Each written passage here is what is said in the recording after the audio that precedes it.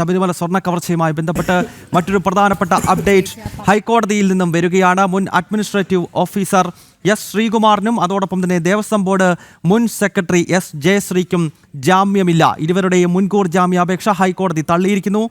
രേഷ്മ ബാബു ഈ വാർത്തയുടെ വിശദാംശങ്ങൾ നൽകും. രേഷ്മ, എന്തൊക്കെ കാര്യങ്ങൾ ചൂണ്ടിക്കാണിച്ചുകൊണ്ടാണ് ഇരുവരുടെയും ജാമ്യാപേക്ഷ ഇപ്പോൾ ഹൈക്കോടതി തള്ളിയിരിക്കുന്നത്?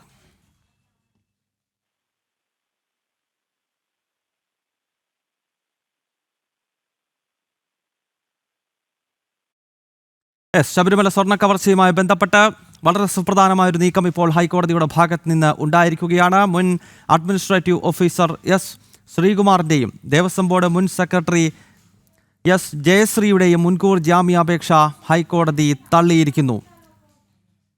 ഈ സ്വർണ്ണപ്പാളികളെ ചെമ്പുപാളി എന്ന് രേഖപ്പെടുത്തിയ മഹസറിൽ സാക്ഷിയായി ഒപ്പിട്ടത് ശ്രീകുമാറാണ്. എന്തായാലും രണ്ടുപേരുടെയും ജാമ്യാപേക്ഷ തള്ളി. രേഷ്മ ബാബു തയ്യാറാണ്. രേഷ്മ, എന്തൊക്കെ കാര്യങ്ങൾ കാട്ടിയാണ് ഇപ്പോൾ ഈ മുൻകൂർ ജാമ്യാപേക്ഷ കോടതി തള്ളിയിരിക്കുന്നത്? പറയൂ.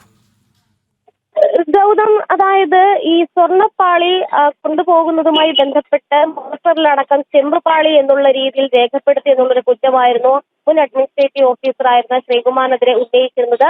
ഈ കേസിലെ 6ാം പ്രതിയായിരുന്നു ശ്രീകുമാർ.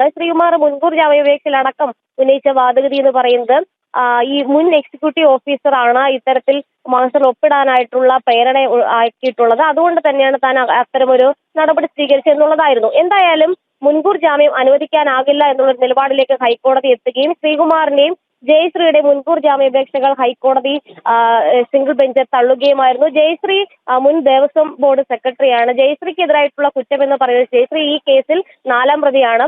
അതായത് ദേവസ്വം ബോർഡ് തീരുമാനത്തിനപ്പുറത്തേക്ക് ചില വാക്കുകൾ കുറിച്ചുകൊണ്ട് ഈ ചെമ്പുപാളി ഉണ്ണികൃഷ്ണൻ പോറ്റിക്ക് കൊടുക്കാനായിട്ടുള്ള നടപടികൾ സ്വീകരിച്ചു എന്നുള്ളതാണ് ജയശ്രീക്കെതിരായിട്ടുള്ള കുറ്റം.